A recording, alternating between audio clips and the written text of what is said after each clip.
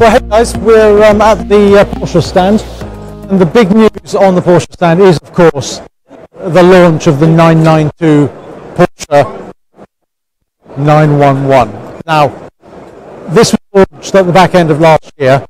Interestingly enough, for this show at Geneva, they've launched the Carrera, which we'll go have a look at in a minute. But there are a number of major changes to the 911.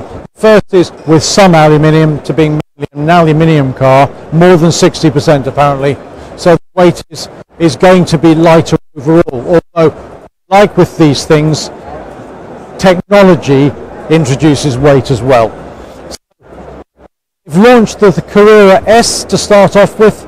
The Carrera S is kicking out 440 brake horsepower, 391 pounds-foot of torque. On top of that, the car is 30 brake horsepower more powerful than the previous generation S. There's one body with this car. Previously we always had the narrow track and we had the wide-bodied car. The GT3, for example, went to wide body 2 generations ago with the launch of the 991. I personally think this is a really stunning looking car. About 49 millimeters wider at the rear and slightly less than that at the front. And if you come around here, what it does is it gives a really wide stance. Both you can see on the front the way that the arches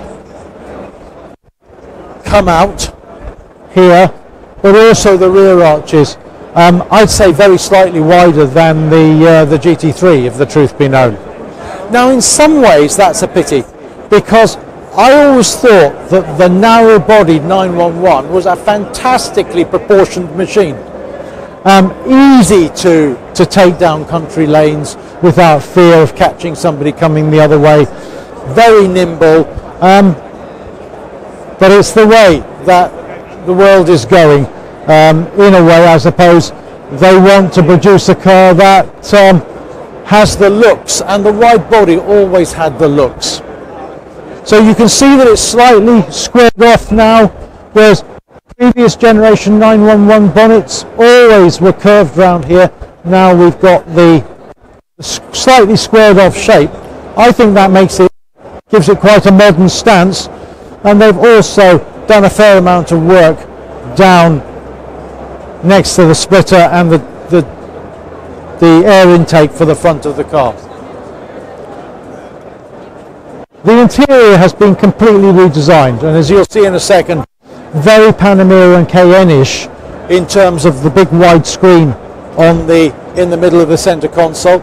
My own personal opinion is that it's a little fussy. I quite like the simplicity of the 991 second generation car like we have with GT3, but I think it'll probably grow on me. Slight reservation maybe about the wood on the fascia, but because this is an out-and-out sports car. But you can see the huge central screen there. It looks like it's a 10.4 inch. And then again you've got the analog rev counter in the center, but like with our Panamera, two digital screens either side. Slightly strange gear lever. Not sure about that. But then again, not too much touch button. You have some of the main buttons on the center of the console being demonstrated now aren't touched. You have to push them down physically, whereas I suspect it's the haptic feed buttons on the center console are touch button. And then probably the biggest change is round the rear, where you can see the high level brake light is now integrated into the rear cooler above the engine. We've got a brake light all the way around the car, which I think, in the same way as the Panamera does, gives the car great presence. You have the option of the sports exhaust system with the 4 exhausts or 2 exhausts. All LED lights, of course, which I think is nice. But I think that is the face of a modern 911, and I think they've done just a superb job. Absolutely beautiful. I am told the handling just notches up what the GT division had on the GT3, and I'm told that this car handles very much like a GT3 and performs like a GT3, whilst at the same time giving you a car that's usable every day. Now, I know I say we can use our GT3 every day, but to be truthful, probably you wouldn't use it every day. The other thing is we have a full-size rear spoiler which lifts at 56 miles an hour, going from one side of the car to the other. Twice the size of the old spoiler, I'm sure producing a great deal more downforce than we've had in the past. So give you a good view of the inside of the car. I quite like the new, I think it's a modern interpretation of a 911, the new screens. I wasn't sure when I heard that they were going to do a Panamera type system on the 992, but I think it works.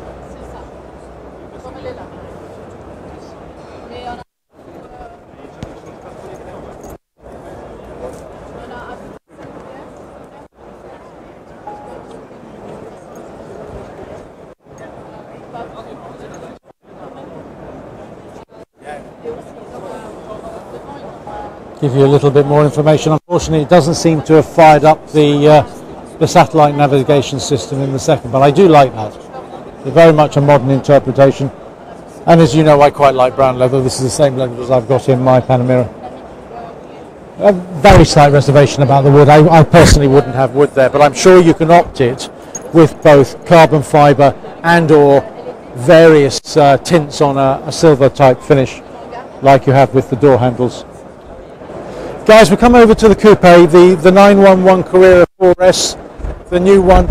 What I'm quite interested to show you here is the rear spoiler up, because actually it's totally different to what we've had on a Porsche before, and I think that gives it such an aggressive stance. Where I've always thought the 911 generations, they looked a little bit twee, so not aggressive enough for the type of car. Now, if you come over here, they've got the rear light. You can see clearly, but look at the spoiler. I think that spoiler is really aggressive with the wide arches on either side. I genuinely could see myself having one of these GTS form when they launch the GTS. I think this is going to be a magnificent everyday car. You know, Chris was telling me the other day how he's able now to input information to his information system in the car by using his voice. I am quite positive Chris has a Skoda, same group family as Porsche these days, so I am quite positive the system in here is going to be quite advanced, because this is one of the latest interpretations of the infotainment system.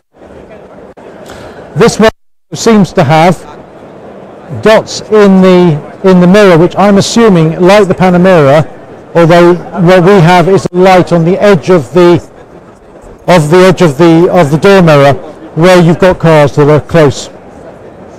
This one has the full panoramic roof system, which I think is nice.